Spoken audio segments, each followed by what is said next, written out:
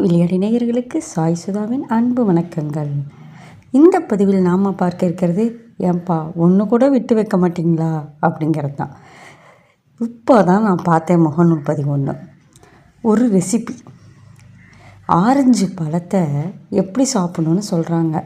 Orange பழத்தை உரித்து ஃப்ரீசரில் வச்சு அதுக்கப்புறம் எடுத்து அதன் பிறகு அதில் உப்பு, மிளகாத்தூள், பெப்பத்தூள், சாட் மசாலா, இருக்கிற மசாலா எல்லாத்தையும் போட்டு அதை அப்படியே சாப்பிட்றதான். டோன்ட் மிஸ், உடனே செஞ்சு சாப்பிடுங்கங்கிறாங்க. ஏன்பா பழத்தை பழமாக சாப்பிட்றதே போயிடுச்சிங்க. பழத்தில் மசாலா தூள்லாம் போட்டு அதனுடைய பலனே கிடைக்காது.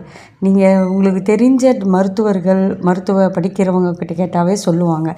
இல்லைன்னா உங்கள் கூகுள் நண்பர்கிட்ட கேட்டால் கூட சொல்லுவாங்க. ஏங்க இப்படி பண்ணுறீங்க, புது ரெசிப்பின்னு சொல்லி. ஐயோ, எல்லாத்துலேயும் மிளகாத்தூள் போடுற இதுலேயே மிளகாத்தூள் போடாதீங்கப்பா அப்படின்னு சொல்கிறாங்க. ஏன் இப்படி செய்கிறாங்கன்னு எனக்கு புரியல. ஒன்றை கூட விட்டு வைக்க மாட்டேங்க போல இருக்குது. இதுதான் புது ட்ரெண்டாக. கடவுளே!